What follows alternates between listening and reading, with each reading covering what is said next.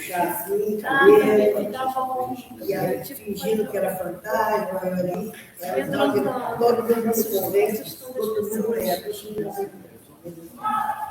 essa casa ninguém passava lá perto, a casa é mal assombrada. Mas a casa é de 48.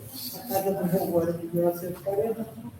Ele comprou a escritura de 1939, ele começou a construir em 1950. A festa primeira é de 1941. A festa primeira, aí já tinha uma certa casa. Eu gosto dessa época.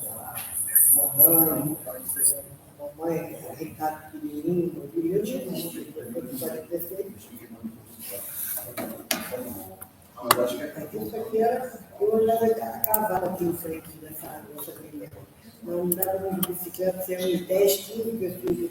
Daqui até o Nicolau fosse católico, até o quebra-braço e voltava. Íamos ao Ianguí de bicicleta,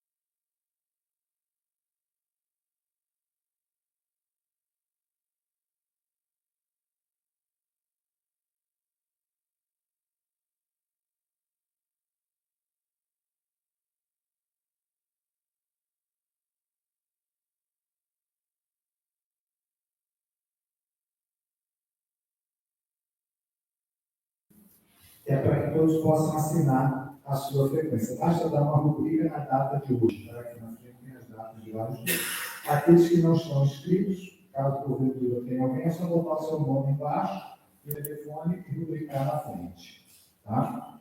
Então, neste momento, eu vou conceder a palavra ao professor Dr. Jorge Ferradeira para que faça a abertura do evento.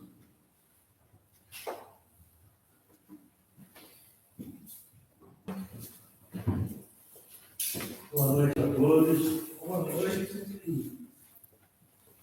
É importante hoje observar que a Igreja Católica, através da Diocese de Petrópolis, do Padre Jorge Monteiro, abre um espaço democrático extremamente importante.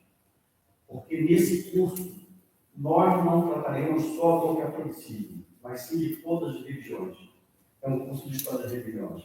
Eu, como professor, fico um pouco preocupado com o futuro das gerações atuais, porque eu vejo que um curso como esse, que houve uma série de discussões, nem os espíritos compareceram.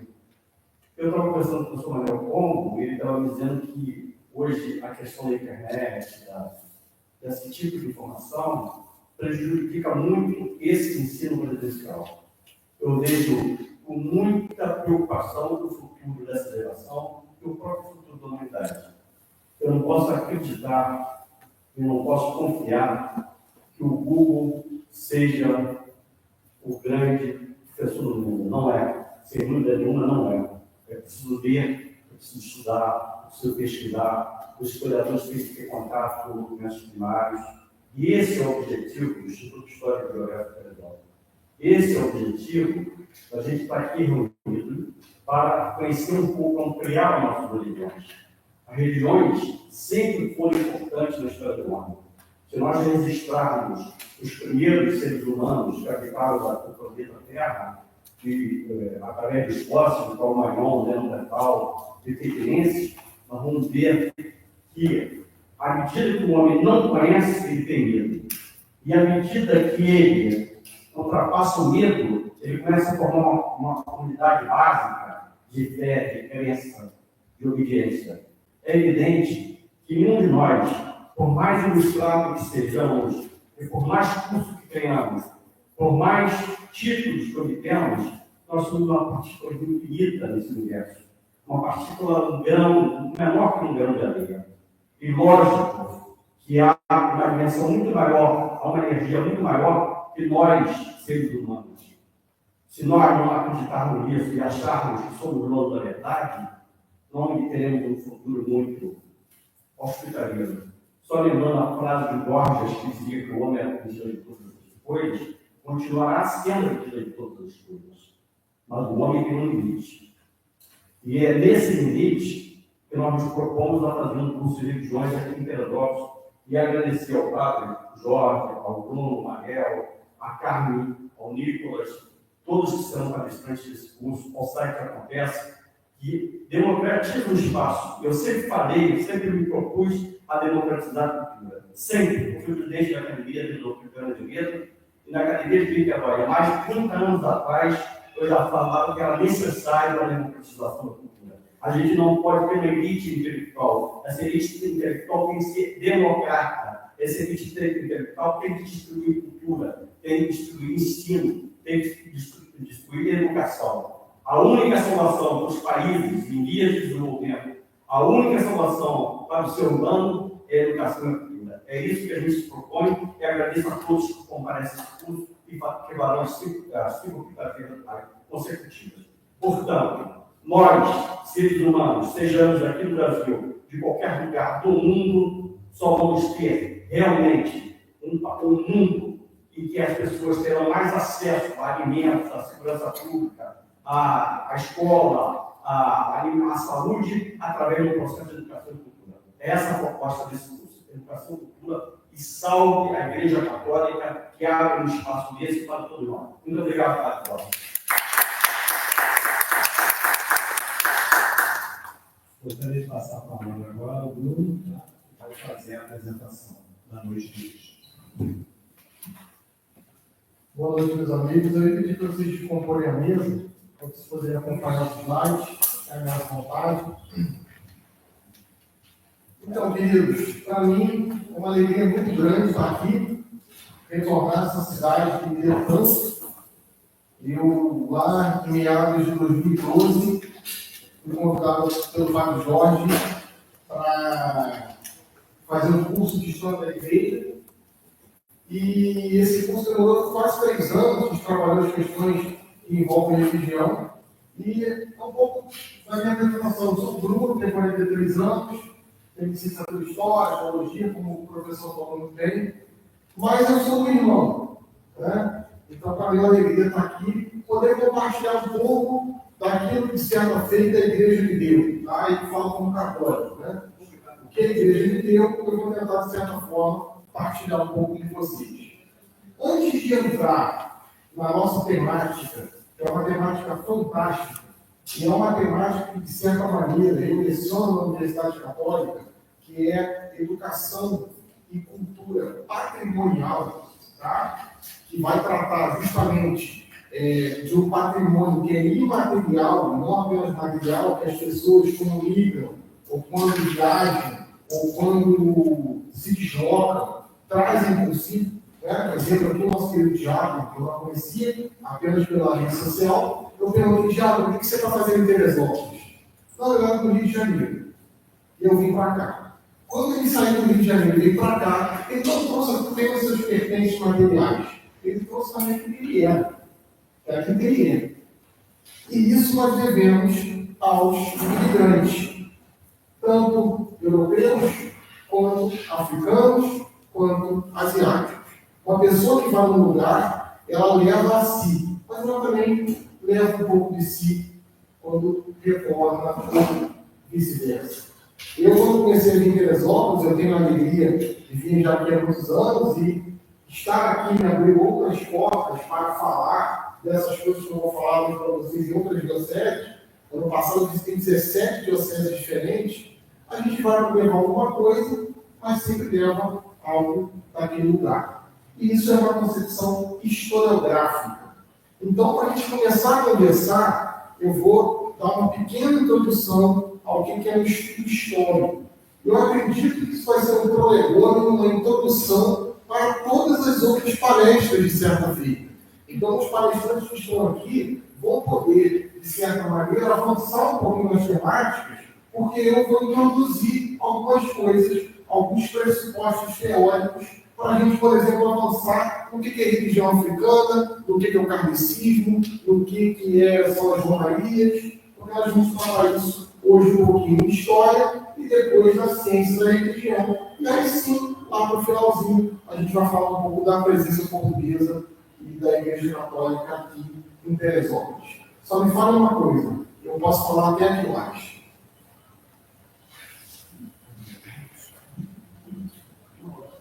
Faltou um tempo para mim, tá?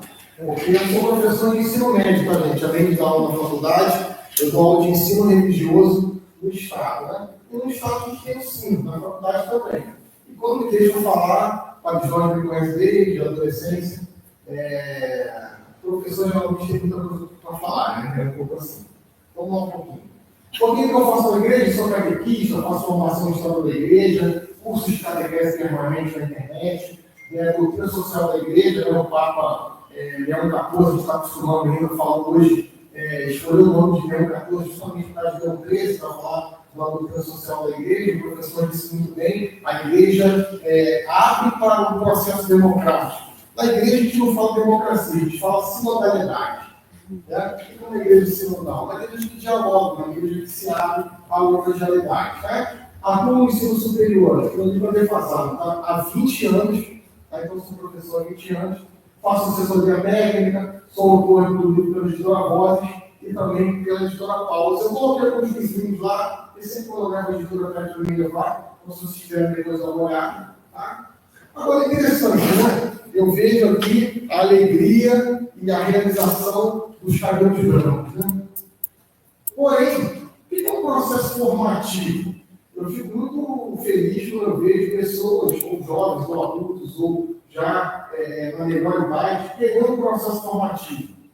E quando eu vejo um grupo, né, mesmo que diminuto, mas é uma alegria, né? A gente ter 2, 3, 4, 5 pessoas que se reúnem para discutir coisas que tocam a intelectualidade, é sempre muito interessante presencialmente. Né? Nada substitui a presença. A gente, claro, que com a internet, com as redes sociais, a gente consegue rasgar o mundo. Mas a presencialidade ainda é muito cara. Né? A rede social, a rede social é o meu outro. Né? O que é um processo formativo? Será que o processo formativo, como a palavra vai conotar, é colocar as pessoas em uma forma para que todos saiam perfeitamente iguais? Não. A gente vem da Igreja Católica, a gente vive um momento de sínodo, né? De sínodo, não, de conclave. Né? E aí tem as sessões lá do conclave. E muitas vezes as pessoas esperavam uma xerox do Papa Francisco. O próprio Cardeal Pimbete disse isso. Olha, não vai ser uma xerox do Francisco, isso é impossível. Por quê? A Igreja Católica, especificamente, ela é a unidade na diversidade. Então, somos pessoas aqui completamente diferentes e pensamos completamente diferentes. Então, o processo formativo, seja ele qual for, seja ele no campo da intelectualidade eclesiástica, da intelectualidade religiosa, da intelectualidade médica, biológica, financeira, ela vai ter um aspecto amplo, porém, cada qual vai ser formado de uma maneira. O que isso quer dizer? Que o processo formativo, ele vai ter em você um aspecto, em você outro aspecto, tal como um perfume. Que você passa aquele perfume e ele vai cheirar diferente em cada pessoa, porque cada pessoa tem um pH. Cada pessoa tem um pH na pele e aquilo vai criar uma reação química e você vai sentir um cheiro e a outra pessoa vai sentir outro cheiro. Esse é o processo formativo. Agora, como é que se dá o processo formativo? O processo formativo, nós já estamos nesse processo, porque de certa feita nós já saímos da prática, né? Saímos da prática. Imagina o Padre Jorge, não se preocupar. Ele está aqui, vai ter lá, vai escutar o Bruno aqui uma hora falando. Ele podia estar fazendo N coisas, diácono, né? Casado, N coisas. Os médicos aqui presentes, você e eu também. Nós saímos do processo do dia a dia. Você podia estar fazendo mil coisas em casa, você parou para se formar. Parou para olhar uma outra realidade. Então você parou e foi para a teoria. Teoria não como algo que ainda não foi provado, tá? Então, por exemplo, isso é apenas uma teoria. Talvez isso não aconteceu. Não. A teoria aqui é no campo do episteme, é no campo da intelectualidade, é no campo do conhecimento. Teoria como iluminação. O que isso quer dizer? Você parou e foi iluminado por alguma coisa. Quando você logo é iluminado por alguma coisa, você automaticamente reformula lá a sua prática. Isso é formação.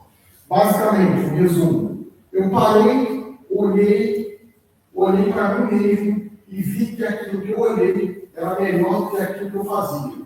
Eu faço novo. Eu reformulo. Nós, em cada ciclo da nossa vida, seja na juventude, na adolescência, na fase adulta ou na fase mais do crepúsculo, se a gente não tem esse princípio de formação, a gente está morto. Não seja algo formal, prova, e vai mexer com uma repetição. Mas só de curiosidade. Uma pessoa que não tem curiosidade para sair da prática, olhar outras realidades e reformular aquilo que fez, é uma pessoa que dificilmente vai avançar em qualquer temática. Isso é muito interessante. Muito interessante. Claro que, ao sair da prática e ir para a teoria, muitas vezes você vai se deparar com uma realidade que não é tão boa quanto você faz. E aí você continua fazendo a prática que você fazia. Mas dificilmente, mesmo uma realidade que não tenha uma especificidade que é melhor do que a sua, algum toque você vai ver diferente. E por isso que o encontro com o outro é sempre uma experiência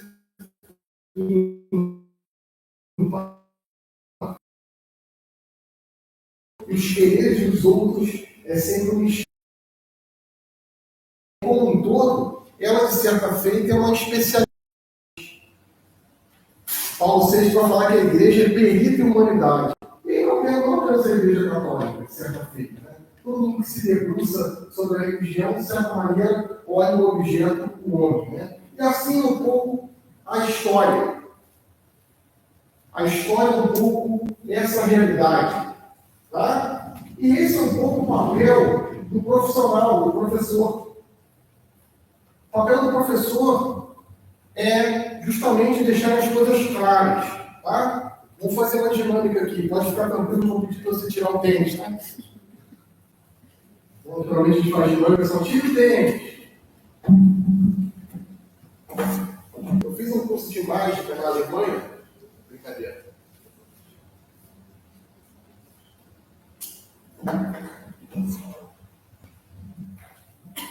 Todo mundo está vendo o desenho que eu fiz? Estão vendo? Pode me ajudar aqui no microfone? Obrigado. Está vendo aqui o desenho? Está vendo? Desenho com uma arte modernista. E agora? Você consegue ver o desenho? Você consegue ver uma marca azul ainda? Mesmo Pedaço desse desenho. Tá? Se eu dobrar mais uma vez. Você ainda consegue ver um pouquinho? Será? E agora? E agora, doutor? E agora? Fala que eu não vou transformar isso aqui num passarinho, não, tá? Essa é um pouco a realidade do profissional de educação, do professor. Tá? Se você pegar aqui um pouco as pessoas um pouco jovens há mais tempo, né? Minha amiga lá da filosofia, sem dúvida ela usou uma saia assim, né? Saia plissada. Plissê. O que é plissê? Uma dobra. Nós que somos mais jovens, a gente de repente ouviu falar saia com prega. Diabo também, mais jovem, né? Saia com prega. Tá? Se você for para o latim, o plissê plicare, dobrar. Tá? Com plicare, colocar dobras. Pensa num negócio que é dobrado e a religião, né? Pensa num assunto que é extremamente complicado, são os processos religiosos. Principalmente quando eu me aventuro a falar de algo que eu não tenho nenhuma noção do que é. Eu fiquei muito impressionado, vou dizer vocês, com a desenvoltura que os jornais e os veículos de informação, sejam eles televisivos, radiofônicos, né, na internet, falavam do conclave. Né? Não vou colocar em fulano de tal, vou falar em fulano de tal. Como se fosse uma eleição civil. Né? Não entende. É outro processo. E é complicado colocar as obras. A função de quem estuda, e foi muito bonita a sua fala, né? Que a intelectualidade não fica apenas no Olimpo, né? Uma pessoa que é intelectual, que se apreoga como intelectual, e não desce do salto, a intelectualidade é vazia. Né? O que é explicar? Ex fora. Explicar, retirar as obras.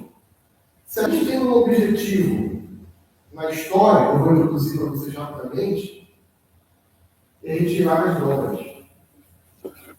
Como o nosso querido professor disse, eu tenho formação histórica. Mas eu estudei história mesmo para entender essa teologia, né? Como uma chave de leitura, como um pressuposto teórico. Tá? E a gente vai olhar um pouquinho o que é história. Tá? O que é história? E de certa maneira, como eu disse lá no início, isso vai ser um pressuposto teórico para os outros palestrantes. Então, eles vão ter já um alicerce. Né? O Padre Jorge falou das falésias, e eu comigo dando uma introdução geral ao curso também, explicando o que é história, como os outros professores precisam entrar nessa seara. Tá? A história é um processo de investigação. Então, nesse sentido, se você pega lá as outras ciências como a teologia, que a gente gosta tanto, a teologia vai ser uma ciência revelada. Segundo os relatos religiosos, existe uma força, um poder, uma energia que se comunica com o homem de diferentes formas. Se você é de uma tradição judaico-cristã, Deus se comunica a Noé, e a Abraão, e a Isaac, e a Jacó, e a Esaú. E vai.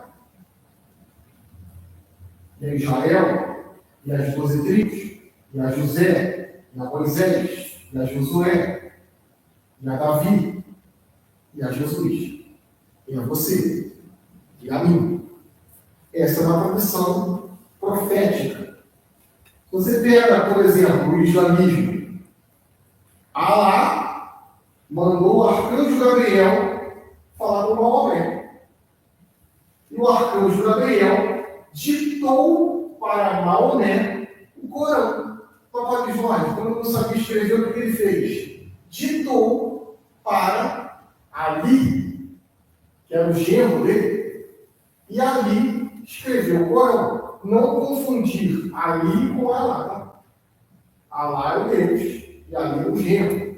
E ele escreve o Corão. É também uma religião profética. A história não é assim. A história não vai trabalhar com documentos revelados. Ela vai trabalhar com uma feição quase que matemática. Tem. Não tem.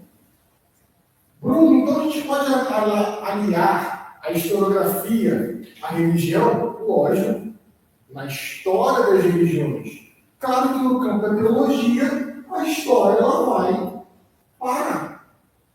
Ela não vai ter como responder certas coisas. Ela vai ter como estudar o que é a religião das pessoas. Petrópolis, e aí que entra Petrópolis, e aí entra a região serrana, e aí que entra a migração, e aí que entra o italiano, português, europeu, africano, que traz para si aquele processo religioso. Mas o que é a religião em si? A fé em você, em mim, no Pai, isso aí é quase que incomensurável.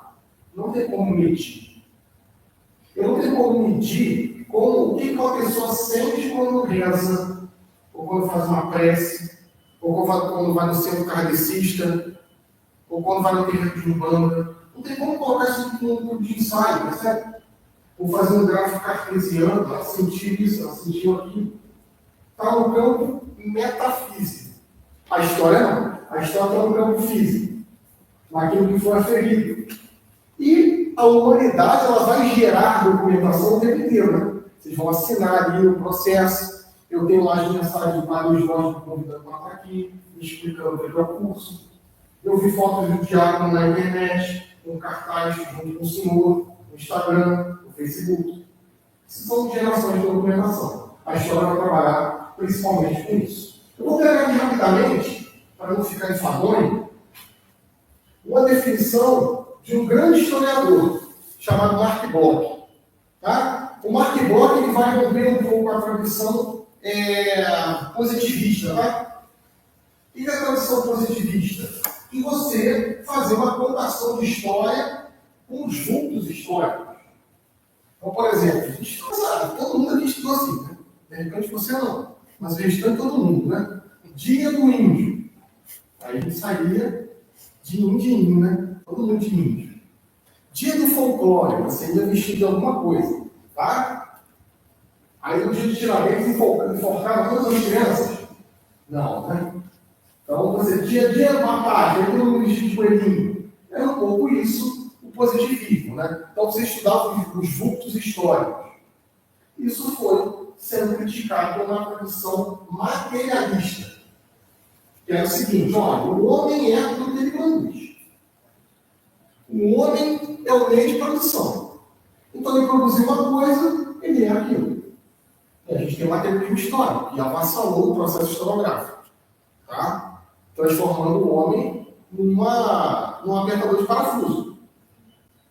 Se a gente pega o positivismo e o materialismo, são duas linhas historiográficas que avançaram muito, e ainda são muito faladas na universidade, mais o materialismo histórico que o positivismo.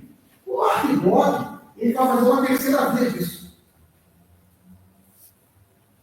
Ele vai pegar o homem, e não o que o homem produz. Então, ele vai dar um passo atrás. Tá? A editora Voz agora me encomendou um livro sobre o Jacques Legoff, que é discípulo lá do Mark Bock.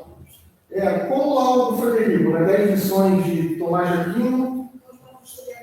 Isso, vamos dividir 10 lições lá do Jacques Legoff. Estou suando um pouquinho, porque é um tema bem complicado, mas vai sair alguma coisa de breve, se Deus quiser.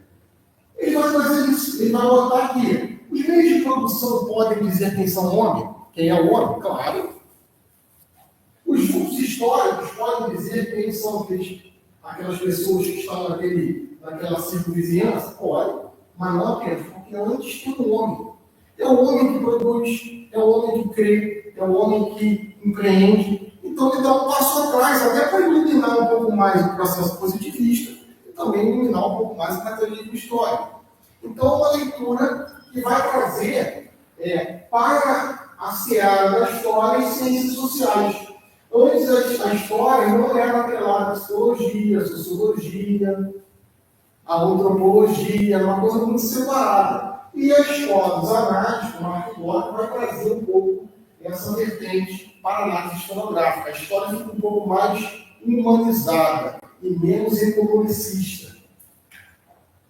Ela passa a prestigiar o homem, e não apenas aquilo que o homem produz. E entra uma parte da história muito interessante, a história cultural. Você fala a história cultural na década de 60, você é morto. Porque é uma coisa que você fazia história do tempo presente. Aconteceu agora a eleição do Papa, a gente já vai fazer uma geração de conteúdo. Isso tudo veio a partir dessa fala. Então, o que ele vai dizer? A definição de história enquanto ciência do homem no tempo. Pois o historiador, né, a gente vai fechando essa primeira parte, pois o historiador não se cabe a ter ao passado, visto que, enquanto sujeito ativo no processo de produção do conhecimento, ele está no presente, ele caminha no tempo que vive, olhando sempre os fatos pela lógica do presente. Isso o materialismo histórico não falava outras coisas interessantes. O positivismo também não falava. Falava outras coisas, de outras maneiras. Isso é interessante por quê? Porque muitas vezes as pessoas têm saudade de um tempo que não viveram, né? Isso é quase uma coisa psíquica, né? Ter saudade de um tempo que você não viveu. Isso é perigoso. Mas o historiador, aquele que se debruça sobre o passado, ele não está no passado. Ele está no presente. E ele vai olhar isso com a ótica do presente. E a gente tem que ter muito cuidado quando faz isso. Porque senão a gente vai achar que nossos antepassados eram idiotas. Quando a gente olha lá para a Idade Média, a gente vai achar que eles eram idiotas. Não. Era aquela vida que ele tinha. Eu não posso julgar aquele processo. Em 2025, o cara faz um ano 1000. Pega a medicina da Idade Média. Oh, meu Deus. Não. Estava na ótica dele. Então a gente tem que olhar a luz do presente. Ele caminha no presente. Tá? Ele acreditava que o historiador é necessariamente levado a recordar o ponto de aplicação particular de suas ferramentas. O que isso quer dizer? Que o passado causa em nós um interesse gigantesco. Sempre vai causar. Claro que não em todos, né? Visto os espaços vazios que é necessário. Mas as pessoas que, de certa maneira, se debruçam a realidade, ficam interessadas de onde aquilo veio, o passado é um objeto de estudo fantástico. Fantástico. Padre Jorge sabe que eu gosto de coisa antiga, não é velha? Velha é uma coisa, antiga é outra. Por exemplo, a primeira coisa que eu vi quando eu entrei nessa sala, aquele rádio lá em cima que está na minha direita. Esse rádio tem 59 anos. Olha, Quando meu pai e minha mãe casaram. olha que coisa sensacional. Tem que botar no lugar mais escondido, viu, pai? Não é coisa de lá. Bem bom. Olha que interessante. Eu gosto muito de relógio, né? Relógios antigos, relógio de parede, relógio de pena. E qual que é a viagem disso? É você imaginar o que os pais do Padre Jorge ouviram naquele rádio. Gente, isso é sensacional. Que alegrias e que tristezas eles ouviram naquele rádio. Uma música que os alegrou. De repente, um dia o pai e a mãe do Padre Jorge podem ter dançado ouvindo aquele rádio especificamente. Gente, uma pessoa que não se comove com isso, só morre intelectualmente. Eu gosto muito de comprar relógio mais novo, mas às vezes eu fico relógio defunto, né? Então o cara lá morreu, alguém comprou o relógio, falou, passar e compra. E aí eu fico brincando, né? O que esse cara colorou com esse relógio, né? Alguém que nasceu, alguém que morreu, alguém que chegou, alguém que partiu. Isso é incrível. E essa é a história viva. Calma, meus amigos e minhas amigas. A história, diferente da medicina, diferente da biologia, diferente da matemática, ela não pertence a ninguém, tá? E ela pertence ao mesmo tempo a todos. Claro que a teologia é dos teólogos, a medicina é para o médico, mas a história é para todo mundo. Você não precisa sentar nos bancos da universidade e ficar ali estudando 5, 6 anos, fazer mestrado, para se interessar por história e para historiar, para ser curioso. Claro que isso na universidade é muito chato, né? Porque as pessoas falam, fulano de tal chegando sobre história, mas ele é jornalista. Talvez seja muito melhor que você. A história, de certa maneira, não pertence a ninguém. E pertence a todo mundo. Porque todo mundo tem uma história. E isso é fantástico. Tá? E a gente tem as marcas do homem no tempo e no espaço. O que esses homens primitivos estavam tentando fazer? Um churrasquinho, né? Não tem nada mais primitivo do que pessoas em volta de uma fogueira assando um bicho morto. Tá? E o homem vai avançando. As pinturas rupestres. Aqui a gente já não está no tempo das civilizações. Tá? No Egito, a escrita. E aqui nascem os processos religiosos. E a gente vai entrar no nosso segundo bloco da minha explanação. Vocês querem contribuir com alguma coisa? Querem fazer alguma pergunta? Tá tudo bem? Estou conseguindo me explicar?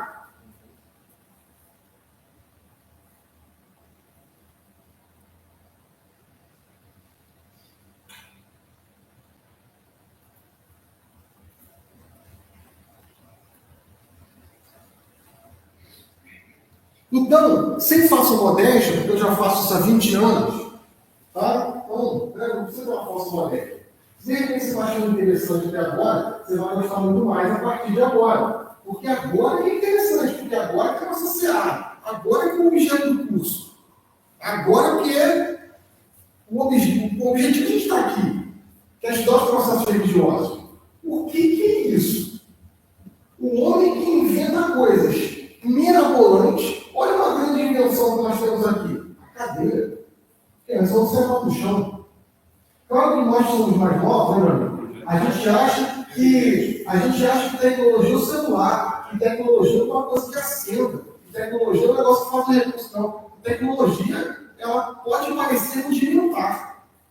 Mas olha só, se você pegar a caverna, não tinha janela. Então o homem estava ali sujeito a todos os intempéries naturais. Quando o homem consegue administrar o fogo, ele não inventou o fogo, inventou o fogo da natureza, aqui não dá apenas calor e o processo de você beneficiar os alimentos através do fogo. Isso quer dizer, assar, cozinhar, não. Segurança também. Então ele tem um animal peçonhento que vai espantar. Olha como é que o homem é inventivo, né?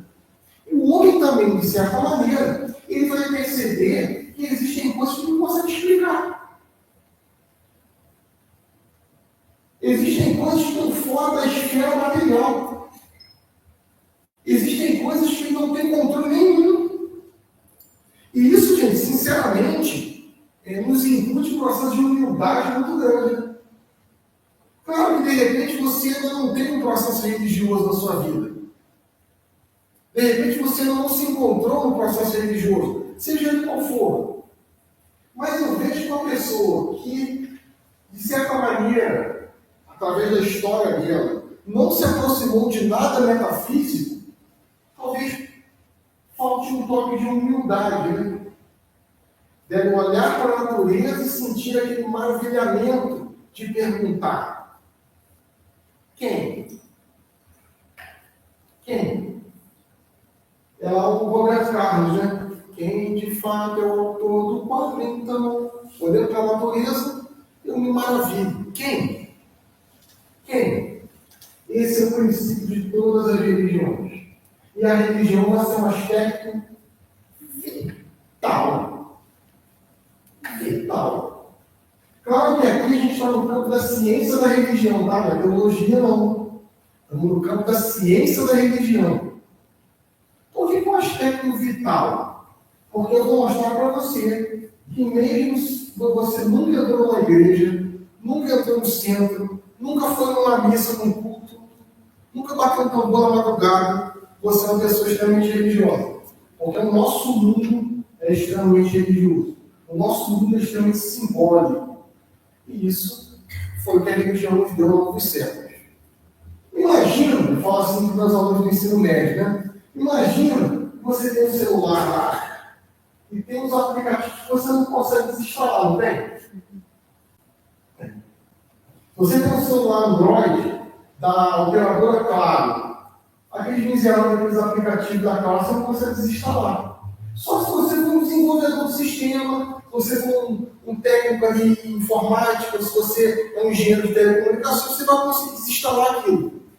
A religião é um aplicativo que já nasceu com você.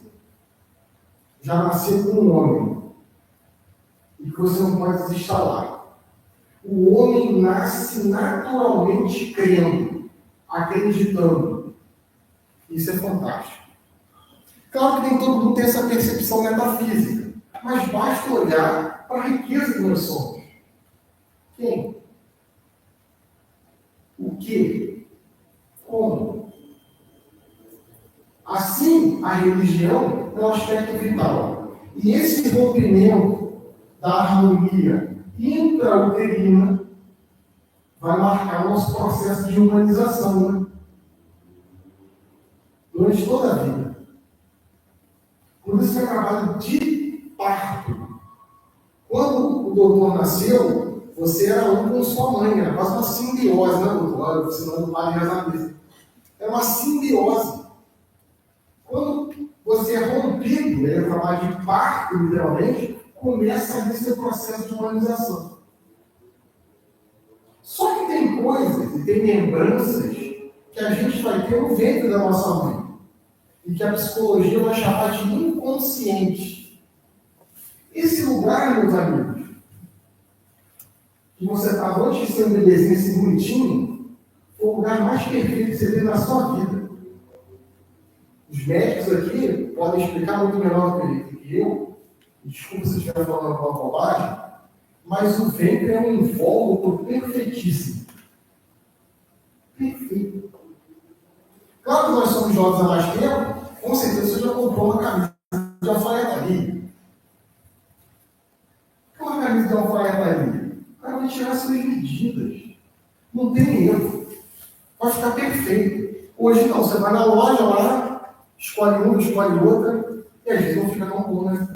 Porque não foi feito para o seu tamanho. O ventre materno, ele vai crescendo de acordo com o feto vai crescendo. Então ele volta o perfeito. E ele é isotérmico. Está quente fora, entendeu?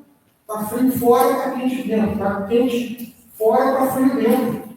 O alimento que a mãe tem, a criança recebe. Se a mãe comer muita bobagem, pode afetar o bebê. E essa perfeição intrauterina vai carimbar em mim, em você, o princípio religioso da harmonia. Harmonia. Por isso, Santo Agostinho, né, que é pai do Papa, né, também Agostinho, vai falar: olha, eu só vou ter consolo e sossego o dia que a minha alma se encontrar com você de novo. o dia que eu tiver essa harmonia que eu tive um dia. E o homem vai criar estruturas religiosas para voltar a essa harmonia. Nossa primeira experiência individual é o cimento. Sua marca é tão profunda que dele derivam muitos elementos essenciais para a nossa vida. O choque pela harmonia intrauterina marcará a situação de organização para toda a vida. Assim, o aspecto fixante por harmonia religiosa. Esse é o sentimento de todas as religiões, tá? Todas. A salvação para o cristão, nirvana para as religiões orientais. O que é o nirvana, né? É interessante a gente fazer as religiões comparadas, né? O que é salvação? É você voltar para Deus. Criaste-me, Senhor, para vós. E meu coração se encontra inquieto enquanto eu não repousar em vós. E depois Santo Agostinho vai cantar, né? Entrei no meu íntimo, sob tua guia, e percebi, porque tu te fizeste meu auxílio. Ó eterna verdade, verdadeira caridade, tu és o meu Deus. De dia e de noite, aspiro, procuro. E continua, né? Procuraste, Senhor. Procurei, eu dentro de mim, fora de mim. Exalaste perfume, eu respirei. E hoje minha vida canta por tua paz. Aí vai continuar. Tarde te amei, ó beleza antiga e tão nova. E eu procurava fora e você estava dentro. Isso é salvação. E tem o nirvana. Se Agostinho quer procurar Deus e achar Deus, o nirvana é o quê? Nada. É a paz. Você não sente alegria, você não sente tristeza, você não sente dor, você não sente frio, você não sente nada. É o nirvana. É a contemplação total do vazio. É a paz. Por isso que o faquir deita numa cama de espinhos lá. E não está ali. É a cessação total de todo o sentimento. Porque o sentimento, para as religiões orientais, é o quê? O mal. É a união, o equilíbrio. Tá? Não existe demônio no mundo ocidental. Existem maus sentimentos. E eu, para me libertar dos maus sentimentos, eu tenho que sair disso. É a flor de lótus, né? Que vai, rompe, abre e cai. De tal maneira que a flor não toca a água. Então, eu estou no mundo, mas não sou do mundo. Eu me libertei do mundo. Olha que interessante. A reencarnação, para quem é espírita kardecista. O que são senão essa busca de encontro com as origens? Todas as religiões elas vão falar do pós-morte. E que é uma coisa que vem lá das religiões primitivas. Se a gente tivesse um pouco mais de tempo, a gente poderia avançar nas religiões primitivas. E a gente vai na questão do fenômeno religioso. Né? Por que a religião é um fenômeno? Porque se encontra em todos os lugares. Dificilmente você vai numa cidade e você não vai ver uma marcação religiosa. Dificilmente. Dificilmente você vai numa casa, e aí de modo específico, uma casa brasileira, e você não vai encontrar um motivo religioso. Claro que às vezes você entra na casa e não sabe o que faz. Né? Você faz uma reflexão, você bate a cabeça no bondade, porque tem tudo. Né? O brasileiro é assim. O brasileiro é extremamente religioso.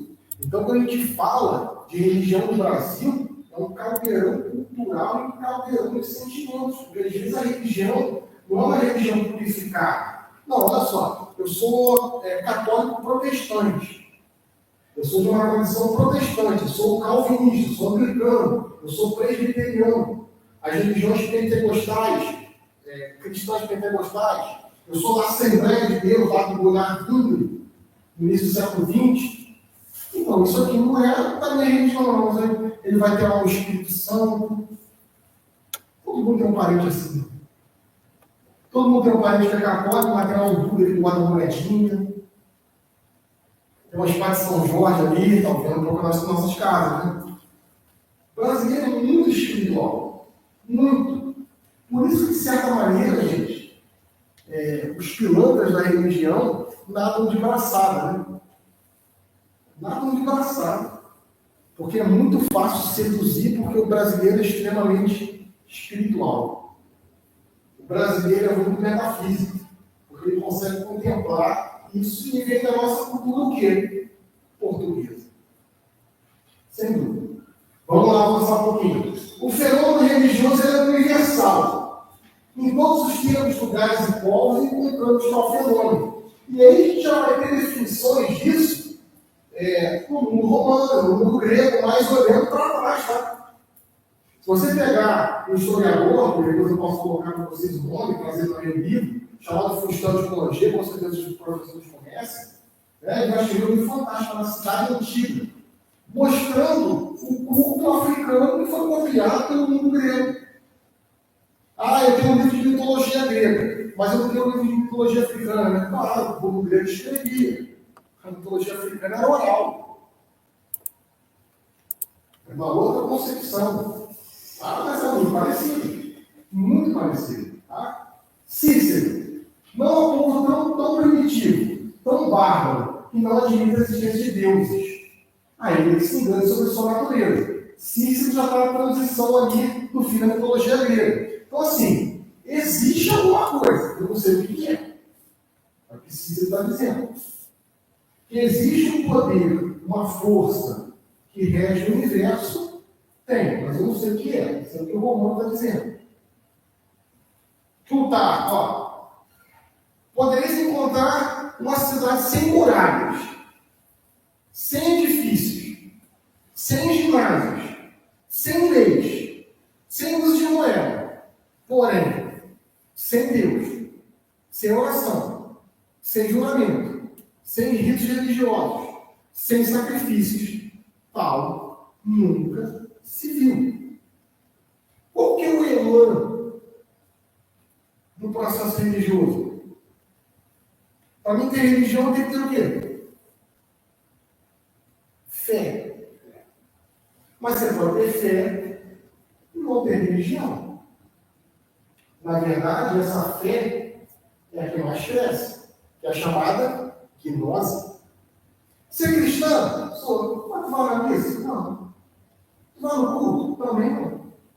Mas tu segue o quê? Igreja católica? Não, eu acredito em Jesus. Mas como se você tem nenhuma prática? Sim. Sim. Mas a fé pode ser transcendental ou natural, né? Quer ver? Quem veio aqui de carro? Quem veio de ônibus? Quem veio a pé? Eu vi a fé. Tá. Olha só como a gente tem fé natural. Você veio a pé porque você acreditou que ia cair um avião em cima de você, acreditou? Não entendi. Ia cair um avião em cima de você? É aquele difícil. Será? Só o engano. Por exemplo, quem veio de carro, né? Quem veio de carro acreditou que se pisar no pedal do meio, o carro ia parar. Você colocou a sua vida na mão de um objeto. Quem veio de ônibus, eu faço muito isso com os alunos, né? Então você veio de ônibus, quantos anos você tem? Eu tenho 17 anos, qual é o seu nome? Fulano de tal. Então você colocou sua história de 17 anos, todos os seus planos e sonhos na mão de um motorista, você não pediu nem a carteira de identidade. Fé, muita fé. Quem aqui, doutor, já chegou na farmácia e falou assim, olha só, eu comi uma carnezinha de porco na campada de ontem, e aquele negócio não caiu bem. Tem um remédio, isso aqui pega um mergulho e toma. Fé, gente. E é uma fé que movimenta montanhas. Montanhas. Ah, como esse chazinho aqui. Ela é. A religião é a mesma coisa. Você tem a religião natural, que são os processos que eu e você criamos. Quem já falou essa frase já ouviu? Ah, jantar na casa da minha mãe, almoçar na casa da minha mãe, no domingo, aquele macarrão assim, é religioso. Quem já ouviu isso? Tomar um caldo de cana na feira com pastel, dono da serra, é religioso. Gente, isso é religioso? É. Porque, de alguma maneira, doutor, uma estrutura que você cria para entrar em harmonia consigo mesmo. Então, tem a fé natural e tem a fé transcendental. Tem a religião natural e tem a religião transcendental. Claro que a fé natural todo mundo tem, tá? E a religião natural todo mundo tem. Você acorda do mesmo jeito há 60 anos. Você cria estruturas para você iguais, repetitivas. Você senta no mesmo lugar sempre. Aqui você fez isso. Se você está acostumado a sentar sempre na esquerda, você vai vir sentar na esquerda. Se você está acostumado a sentar na direita, você vai sentar na direita. Isso são estruturas que você cria para si. Isso tem coisas relacionadas à psicologia, mas também são processos religiosos. Você cria uma estrutura para você ter harmonia. Quando você vai dormir, quem é que quando vai dormir perdeu o cabelo? Eu. Qual o sentido de pentear o cabelo para dormir? Não sei, eu perder o cabelo. É uma estrutura que eu crio para ter harmonia. Se eu deixar a porta do armário aberta, eu não consigo dormir. Louça na pia. Nós criamos estruturas mentais. E isso a gente pode dizer que também é um processo religioso. Não tem nada a ver com Deus, não tem nada a ver com espiritualidade, mas é aquilo que você cria para se ter harmonia entre si. As pessoas talvez não desenvolvam fé transcendental, tá? Isso é possível. Porque a fé transcendental, segundo 90% das tradições religiosas, ela é um presente. Ela é um dom. A tradição judaico-cristã atribui a fé ao presente dado por Deus. Outras tradições, como as tradições, por exemplo, africanas, vão atribuir que uma pessoa tem um nível ou não de mediunidade, de contato com os seres vivos e com a natureza. Ah, mas por que eu não recebi? Não, porque você não recebeu. É um mistério. Entende? Mesma coisa a religião. A religião é um conjunto de normas e regras e preceitos pré-estabelecidos. Não basta ter apenas fé. Você tem apenas fé, você tem fé. A religião é a sistematização da fé que você vive. Por exemplo, você pega a Igreja Católica. A Igreja Católica tem um livro chamado Catecismo. Aí vai reger todos os comportamentos humanos, ou todos os comportamentos possíveis, ou todas as modulações possíveis, a partir da mensagem de Jesus. Isso é religião. Sistematização da vida a partir daquilo que você crê. Às vezes as pessoas não querem isso. Às vezes as pessoas só querem ter fé. Só querem um motivo religioso. Que mal tem isso? Nenhum. Pessoas são diferentes.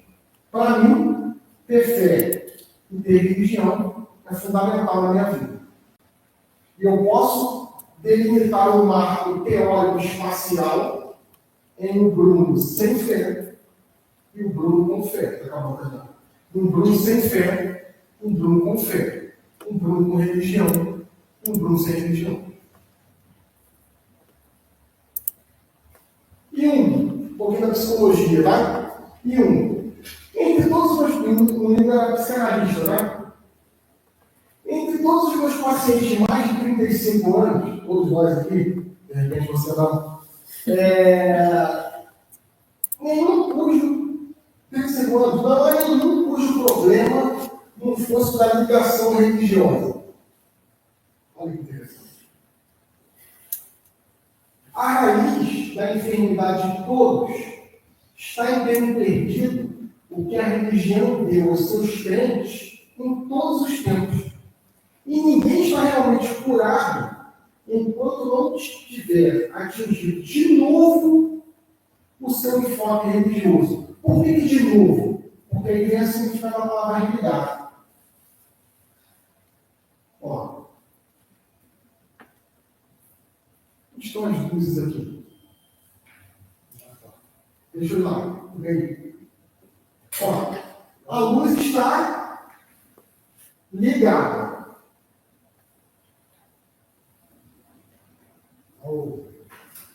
Outra. A a luz está ligada, certo? Agora a luz está desligada. E agora eu vou religar. Qual que é a primeira definição disso? Eu estava ligado a Deus. Eu estava ligado à minha mãe. Eu estava em plena harmonia. E agora eu fui desligado. E através dos processos que eu crio, que eu sigo, que eu acredito, eu vou religar. Isso é religião. Dentro da ciência da religião. Tá? Olha como é que é interessante, o Padre Jorge me estudo bem, para dar esse processo para outras palestras. Como um prolegômeno, uma introdução. Palavra vem do latim, religar, voltar a ligar, ligar novamente, ligar os seres humanos com Deus. Lembra lá da ligação que você tinha com a sua mãe? Uma simbiose. Cícero, religere, relativo à leitura das Escrituras. São Agostinho, religere, releger, religação do ser humano novamente com Deus. Novamente. Novamente. Você vai religar. Macróbio, tá? Religio, relimpério, daquilo que deixamos pelos antepassados. Isso é bem interessante, né? Você pegar as religiões primitivas, e aí primitiva não é ruim, tá? Primitiva é primeira. Religiões primeiras. As primeiras religiões eram o quê? Animistas, totemistas, um totem religioso, fetichistas, o que é isso? Um objeto. Tá? Vários. Tá? Panteístas, tudo era divino. A gente tem muito panteísmo hoje ainda. Tudo é Deus. Tá? A gente pega, por exemplo, o totemismo da Mesoamérica, tá? Que são os índios americanos. Sioux, Apaches, Cheyennes, Cherokees. Quem já viu aqui irmão Urso? É aquilo. Você tem uma ligação com o animal e o animal vai reger o teu comportamento. Isso é totemismo. Tá? Claro que depois tem as práticas religiosas, que são deístas. O que é o deísmo? Eu acredito que existe uma força no universo. E essa força criou o universo, só que deixou para a gente cuidar. Se vira aí. Quem basicamente acredita assim? Sextinoye, Rosa Cruz, os maçons. E aí a gente tem um outro aspecto religioso, um outro campo religioso, que são os teístas. Daí vem teologia. O que é o teísta? Um Deus que criou do nada. Esse é o livro da Gênesis, né? Também outros relatos da criação. Ele criou do nada. Só que não apenas criou. Ele criou, cuida e intervém. O que é uma intervenção de um ser celestial e um ser material? Como é que é o nome disso na teologia? Milagre. Já viu um milagre? Milagre. Quando você pode ver um milagre? Vai na feira no domingo. Poxa, é um milagre. Olha, arrepiado. Que um milagre. A terra está gerando alimento artificialmente. Porque ele não andou mais e achou uma laranja. Não, me falei todo. E você entra na feira, aquele corredor, é uma multiplicidade de cheiros, gostos, sabores, cores. Se uma pessoa que é religiosa não vê a mão de Deus ali, a pessoa está morta por Deus. Percebe? Para o cristão, para o judeu, para o islâmico, Deus não é tudo. Isso é panteísmo. Mas Deus está com a mão em todas as realidades que ele criou. Isso é teísmo. Isso é muito bonito, tá, gente? Ó, elementos que constituem a religião. E a gente vai encerrando. Vamos para a questão dos portugueses agora. Claro que esses elementos que constituem a religião, eu peguei um norte. Porque se você pegar uma tradição da ciência da religião mais moderna, não vai ter isso. Isso é uma coisa um pouco mais contemporânea. Tá? Moderna seria ali a partir do século XVI. E aí o que eu fiz? Eu recortei aquilo que toca particularmente a minha fé, que é uma fé católica. Que são os elementos que constituem religião para a Igreja Católica. Bruno, a Igreja Católica então admite outras religiões? Claro, por isso que vocês estão aqui. Percebe que esse evento nunca aconteceria numa igreja de uma religião pentecostal. Nunca, jamais. Jamais. Só que a Igreja Católica, quando vai olhar esse objeto, ela vai estabelecer parâmetros, né? Então, para a Igreja Católica, vai olhar as religiões, ela vai colocar alguns princípios. Então, para ter religião, para ser religião constituída, tem que ter uma doutrina. O que é uma doutrina? É um ensinamento sobre uma palavra. Então, eu tenho uma palavra e eu vou criar uma doutrina em cima daquela palavra. Qual que é a palavra? Do cristão, de Jesus, dos apóstolos. Está lá em Atos 2,42. Perseveravam aí na doutrina dos apóstolos. A mensagem de Jesus, a doutrina de Jesus. Jesus também estabelece doutrina. Você pega Mateus 5, né? Bem-aventurados os pobres, os perseguidos, os injustiçados. Bem-aventurados são os malditos. Porque o judeu vai falar que quem é pobre é pecador. A teologia da prosperidade judaica é um pouco assim. Doutrina. Então, ensinamentos sobre o quê? Sobre a vida, sobre o além, sobre o pós-mortem. E essa doutrina sempre tem uma fonte. Ela pode ser uma doutrina primitiva, sapiencial ou profética. O que é uma doutrina primitiva? Os antepassados. Se eu sou do candomblé, se eu sou da Umbanda, são os antepassados. Agora, desculpa que ser um pouco mais agudo, né? Eu fui falar um pouco disso no Cefet, de Petrópolis. E aí uma reunião só de matrizes africanas. Né? E eu comecei a falar, e eu falei assim, então, eu fiquei muito feliz de ser convidado para falar sobre essa temática. Porque a religião que eu sigo é a religião de mais matriz africana que tem. Qual é a maior religião de matriz africana no Brasil, gente? A Igreja Católica. Sem dúvida. Você pega o cristianismo do primeiro século, ele é todo africano. Santo Agostinho é africano. São Tomás de Aquino é africano. Inclusive, você deve conhecer o Monsenhor José Maria Pereira, que agora é Dom José Maria Pereira. Ele é bispo auxiliar do Rio de Janeiro, mas é titular de uma diocese na África que não existe mais. Se você pegar o candomblé, nasceu no século IV.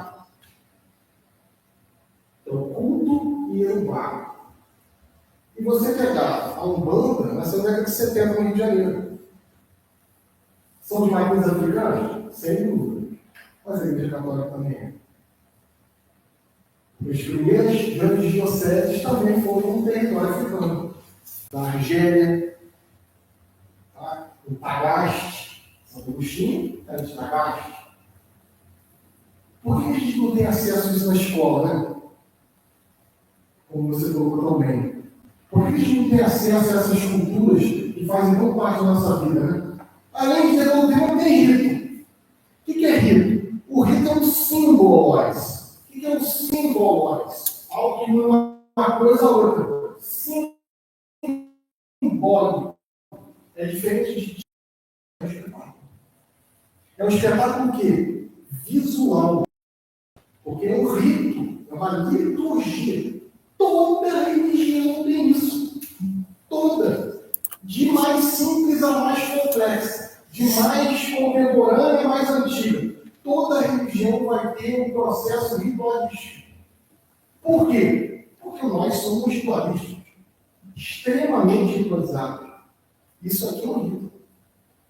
Eu cheguei lá na casa do Padre João e preparou um café para mim. Quando você vai na casa de alguém e tem lá uma xícara, um pires, e aí você tem uma colherinha para pegar o açúcar e tem uma outra colherinha para mexer o açúcar, isso é um rito. Quando você entra na casa da pessoa não tem rito nenhum, isso também é um rito. Ah, eu abro a geladeira, eu vou no banheiro de porta, isso também é um rito.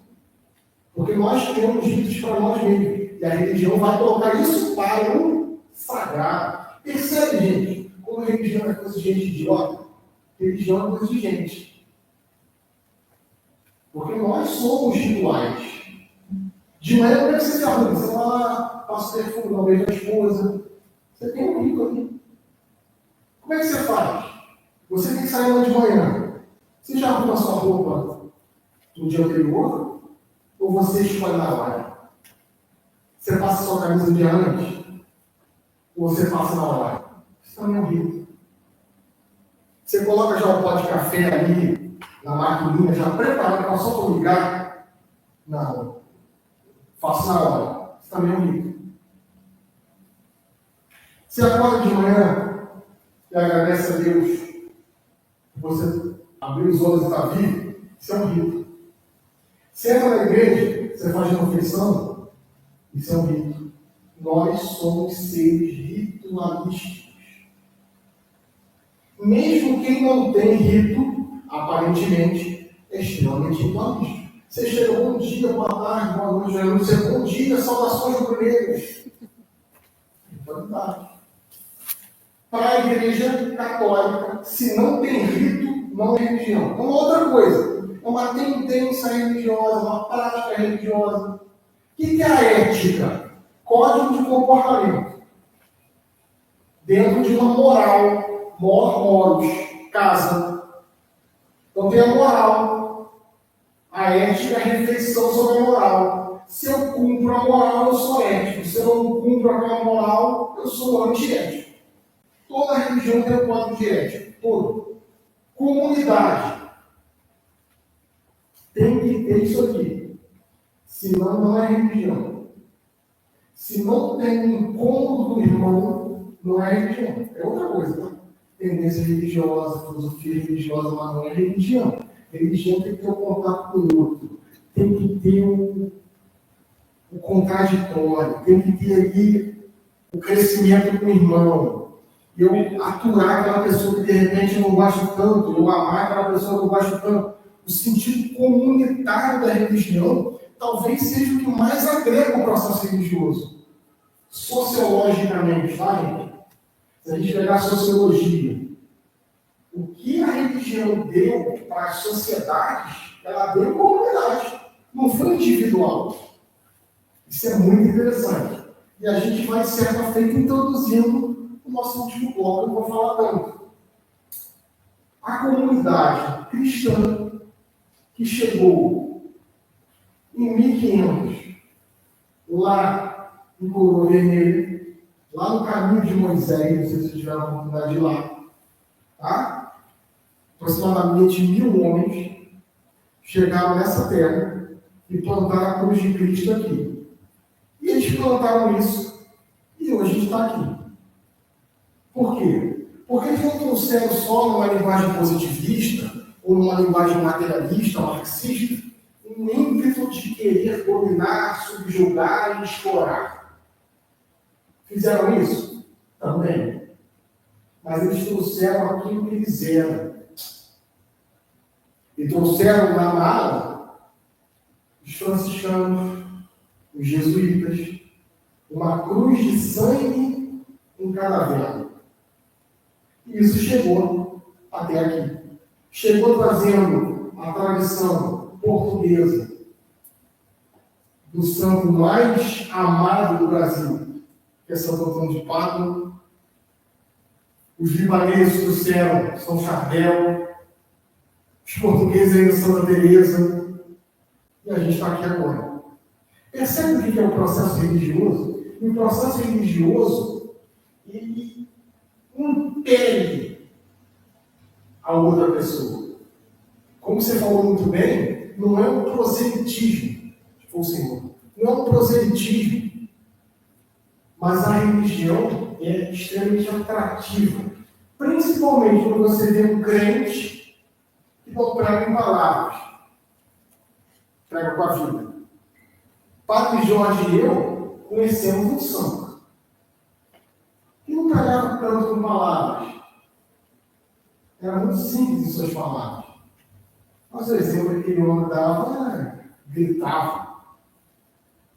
Uma vez eu entrei na sala dele, a Francisco Montemeso, batia na mão, entre, em italiano, filedono, aquele olhão azul. Quando eu entrava, eu olhava com aqueles olhos azuis, penetrantes, ali já não ia minha alma, né? É a tradição religiosa. Não diferente de outras cidades, nós tivemos, aqui em Teresópolis, a presença dos portugueses no início do século XX. Tal como em Petrópolis. Petrópolis também tem a colônia portuguesa, que se estabeleceu no Caxambu. Uma presença muito forte na Nossa Senhora de Fátima, ali, na comunidade de Caxambu. E aí, o que eles vão trazer para a gente? Eles vão trazer as plantações, eles vão trazer as flores, eles vão trazer o banho de bacalhau, mas vão trazer algo que é imaterial. Algo que não pode ser medido. Algo que não pode ser mensurado. Que é aquilo que eles acreditam. E aquilo que eles receberam dos antepassados. E basta andar em cada rua dessa cidade que você vai ver a marca da colonização portuguesa nela. Você já teve a experiência de ir para a Europa? Hoje a Europa, infelizmente, não exporta mais missionários como exportava outrora. Né? Hoje é o contrário. Nós estamos mandando missionário para lá. Mas é impressionante. Dificilmente você passa por uma ruela, viela, na verdade, e você não vê uma cruz, você não vê um mote religioso. Assim foi estabelecida essa cidade. Com os seus colonos, com as suas especificidades. A gente vai ter a beneficência portuguesa, a gente vai ter a Casa de Portugal, que tem Petrópolis. A tradição vai sendo passada e a religião vai sendo disseminada. Bruno, mas nesse sentido de colonização, a gente vai ter muitos abusos, né? Tá, mas eu estou aqui em 2025 no ar-condicionado. Eu não posso estabelecer um julgamento tão preciso, porque eu não estou lá. O nome disso é anacronismo histórico. Né? Eu, como sou professor de história, a gente escuta, né? Ah, mas os espanhóis foram dizimar os índios. Cuidado, isso é revisionismo histórico, né? Ah, acabaram com a religião indígena. Gente, alguém que já estudou a religião indígena na Mesoamérica? O culto principal da religião indígena na Mesoamérica é o culto ao sangue. O sangue está onde? Dentro de outras pessoas. Eles matavam pessoas para ter o culto. Eles matavam os escravos. Que bom que acabaram com a religião dos índios. Isso às vezes só dói o ouvido, né? Mas tem um trabalho acadêmico. Você, por exemplo, pega a escola de Baden na Alemanha, de repente seria interessante lá no Filosofia na Praia, a gente vai ter, por exemplo, Jacques Maritain. Jacques Maritain vai falar que existem culturas maiores do que outras. Mas se falar de uma faculdade, isso é um pouco perigoso. Porque tem que respeitar todas as culturas, sem dúvida nenhuma. Mas se uma cultura valoriza a vida e a outra cultura não valoriza a vida, eu posso estabelecer que a minha cultura é melhor que a outra. Se existe uma cultura que tem circuncisão feminina, para a mulher não sentir prazer do sexo, que é o prazer do homem, essa cultura não pode ser melhor que a minha. Se tem uma cultura, por exemplo, a cultura romana, né? Você pega a carta a Diaconia do século I, existiam relações incestuosas no mundo romano, no mundo grego. Então tinha essa concepção de relações incestuosas. Então, por exemplo, se eu sou dono de uma casa, se o meu namorado está num cônjuge e eu quero na minha casa gerar filhos puros, o que eu faço? Eu dou uma festa, tampo a porta, apago as luzes, as mulheres ficam grávidas dos seus próprios filhos. E se nascer um filho deficiente? Não é gente, olha o mato. Você pega a carta de Diaconia e vai falar isso, né? Nós não jogamos a sorte dos nossos filhos. Quem é que já viu aquela série famosa Game of Thrones? Aqueles caminhantes do gelo são justamente filhos de relações incestuosas. O cara faz uma analogia a isso. Esses são os processos religiosos. E é por isso que, no Brasil, a tradição judaico-cristã é muito forte. E é por isso que certas coisas não passam no Congresso Nacional, porque a nossa tradição judaico-cristã ainda é muito forte. Mesmo aquele que não se identifica como religioso, ou que não tem ante os seus olhos a tradição judaico-cristã, está nessa tradição. Quando a gente olha no relógio e vê as horas do calendário, isso é uma tradição judaico-cristã. Quando a gente enterra os mortos, isso é uma tradição judaico-cristã. Quando a gente se reúne à mesa, isso é uma tradição judaico-cristã. Então a religião está eivada nos processos, e principalmente numa cidade que tem a posição portuguesa. Isso é claro e notório. Desculpa se eu me alonguei um pouco mais. Se alguém tiver alguma colocação, alguma pergunta, estou à disposição. Muito obrigado.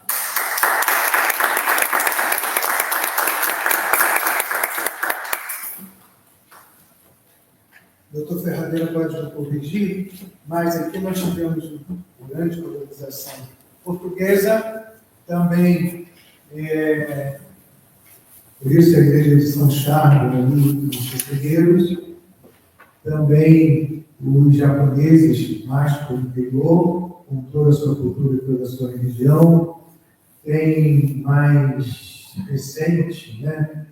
Vamos ver, 1995, uma comunidade indiana também, e vai tendo todo ele. Então, a comunidade indiana do Rio, das horas, de tudo isso. Muito colorido a comunidade indiana, gosto. Nós temos que, evidentemente, eu vou funcionar no curso como coringa, e se alguém dos 15 palestrantes não compareceu, eu entro para fundamentar, dar os fundamentos da colonização de Teresópolis no anterior ao Macho. O Macho chegou aqui em 1818. Era um português nascido em Portugal, aí tinha dupla nacionalidade. Agora, o que tem que discutir, esclarecer definitivamente em Teresópolis, esse é um trabalho acadêmico, então é um trabalho baseado em documentos primários, é que a gente não pode ficar com mitos e vendas sem comprovação em documentos primários. E eu dedico a pesquisa há muito tempo, e eu me preocupo realmente muito com isso, quando se fala em Timbiras, quando eu provei que foram os coroados dos primeiros habitantes indígenas dessa região. Quando eu provei, através da doutora Maria Beltrão, que é foi titulada de Antropologia da UFRJ, do Rio de Pernambuco, no curso que eu dei, que o doutor Moacir, um cirurgião maxilofacial, trouxe um machado de pedra que comprovou definitivamente que isso aqui é um pé-peru, isso é um caminho para aldeias e a presença dos coroados. Esses timbiras vivem na imaginação, o sentimento, mas há sites que citam os timbiras. E há sites também que falam na possibilidade do quilombo da serra. Esse quilombo nunca existiu, ou seja, isso é mito, e eu tenho repetido isso várias vezes. Agora há um viés político nisso daí. Então, se houver oportunidade dentro desse tipo de regiões, depois nós devemos esclarecer esses assuntos, que são assuntos que dependem, sim, fundamentalmente, de pesquisa de documentos primários. O historiador não se baseia em documentos primários, que compila ou repete aquelas outras pesquisas que já estão divulgadas e estão digitalizadas, é um historiador que tem que ser colocado em questionamento. Então, né, o padre citou muito bem o padre Jorge, nós, em Teresópolis, temos multiplicidade de colônias. Aqui nós tivemos alemães, franceses, italianos, japoneses, chineses. Por exemplo, eu provei que na década de meados do século XIX, na Serra de Teresópolis, houve chineses, colônias chinesas, porque vieram cultivar quina, que eu usava para cultivar, para combater a malária. Então, aqui houve uma grande colônia chinesa, tanto que a Chave da China entrou em contato comigo para que eu consiga provar a existência da colônia, que é aprovada pelo documento primário. Então, isso aí tem que ser pesquisa pura. Então, esse é o objetivo desse curso. O senhor falou muito bem, e realmente o senhor deu chance para que os outros historiadores que vão falar sobre as outras religiões, o protestantismo, o neonatalismo africano, e outras religiões, catecismo e outras, tem sim se alavancar no que o senhor falou muito bem, e eu fico realmente muito satisfeito com o coordenador desse curso, pelo padre Jorge, que é convidado o senhor, professor Bruno, para vir aqui iniciar essa série de conferências. Agradecer, realmente, fiquei entusiasmado, porque eu acho que o curso vai ter qualidade, e é isso que nós queremos, ter qualidade. Mais uma vez, eu agradeço ao senhor, eu agradeço ao padre Jorge, ao Manuel, a todos aqueles companheiros do HLP ou não, que aqui estão, a maioria do Instituto Sanitar, dos 15 pesquisadores que vim dar o curso, eu tenho 4 de HLP, 11 são de todas as mais variadas universidades e são intelectuais de ponta, realmente. São pessoas que, a cidade de Teresópolis e outros locais que têm universidades, faculdade de história, deveriam aproveitar esse momento, porque é um momento ímpar na história dessa cidade. Nós estamos abrindo aqui, através da Igreja Fevereiro e através do Padre Jorge, uma cunha intelectual. E pobre aquele pesquisador ou aquele professor de história, professor de áreas afins, ou pesquisador de história, que não vai assistir esse curso que ainda tem os dias 15, 22, 29 e dia 5. Muito obrigado, senhor. Eu obrigado.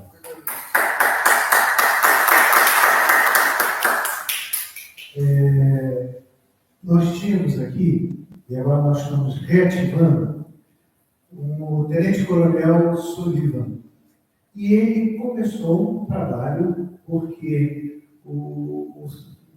a gente fala terreiro, quando a gente não sabe muito bem decifrar isso, da mãe de uma senhora, que também era da Polícia Militar, de matriz africana, muito simpática, de uma comunhão perfeita, foi invadido e destruído um pouco o templo dela. O templo, né? Então começou esse trabalho e foi fantástico, fantástico. Ele agora foi promovido, está no Rio, mas a gente continua se encontrando. Indiano, os muçulmanos lá da Estrada da Saudade, eles vêm sempre quando tem. Comunidade Armadilha. Isso aí, lá em Petrópolis, eu já os conheci com certeza, e nossos amigos evangélicos, dos pastores evangélicos, todos esses de matriz africana, que o senhor conhece, que tem lá no Instituto, nós éramos mais de 30 representantes. E todo o trabalho era numa perfeita comunhão e harmonia. É isso que a gente precisa, né? O Bruno falou uma coisa muito simples, né? Tomar um cafezinho. Como a calma relaxa, traz essa harmonia, né? E Deus quer essa harmonia. Sem dúvida.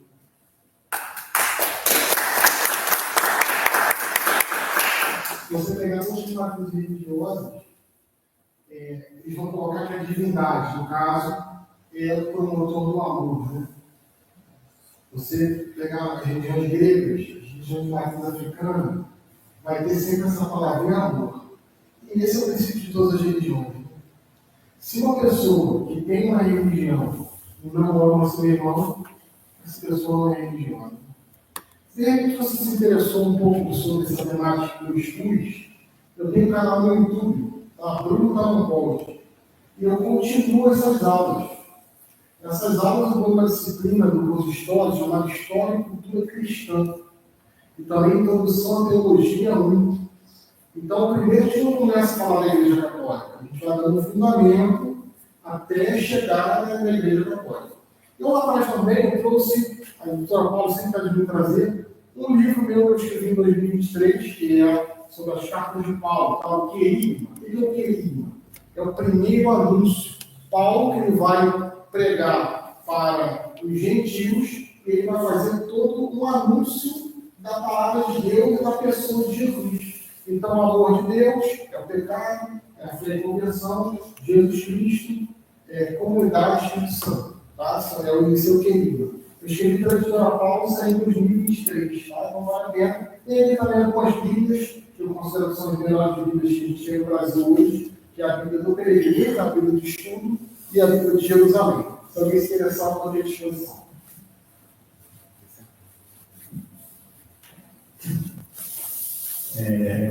Seguindo a nossa programação, o Padre Jorge vai fazer o nosso encerramento.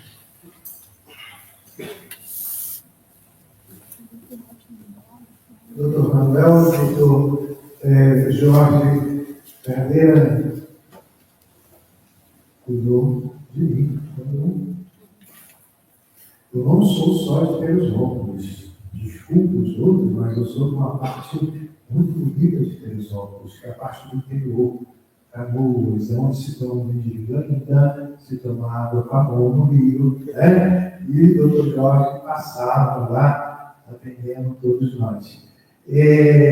Mas a alegria e o agradecimento são meus, de estarmos hoje aqui nessa noite, nas noites seguintes, de quintas-feiras, para aprimorar o nosso conhecimento na religião, que nos liga também ao irmão, que nos liga à preocupação com o irmão, com a irmã.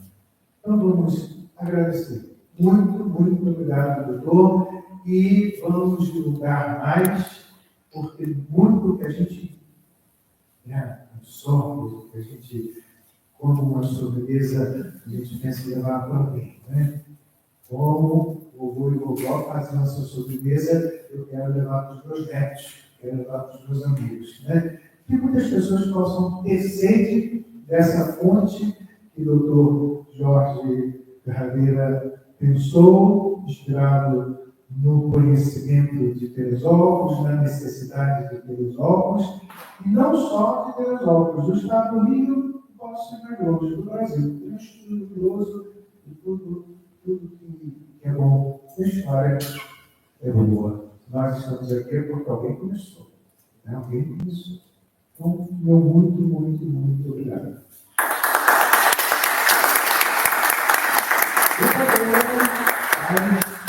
19 horas.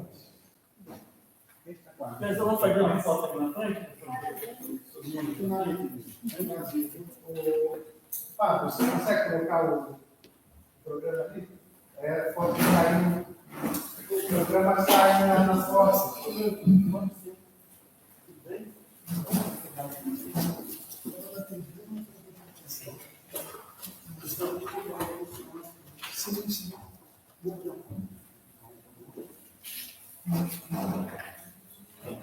Vamos lá, pessoal?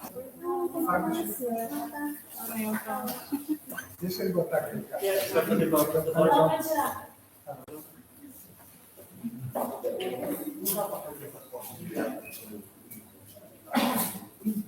Acho que isso a gente deveria estar na primeira. Doutores, sobre direitinhos da área popular, sempre sobre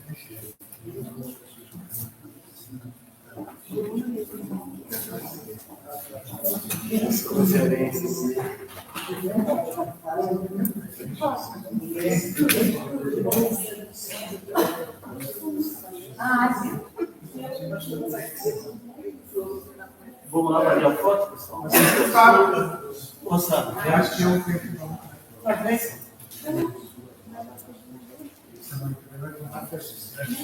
Maurício, vem fazer foto. Ela vai fazer. Essa foto não pode ir embaixo para ver melhor.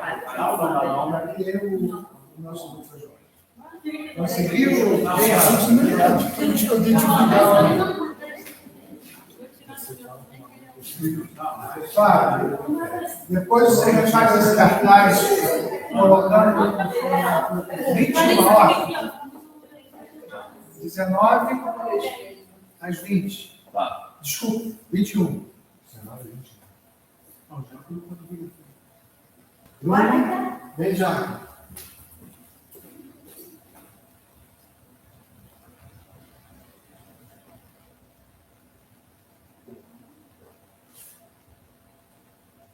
Isso. Isso é uma coisa boa. A gravação não pode ser. Está gravado? Manda por mim.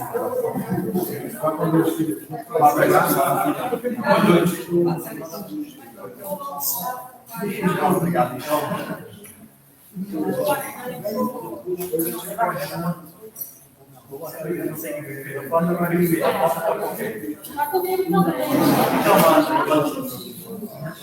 Aí, sabe?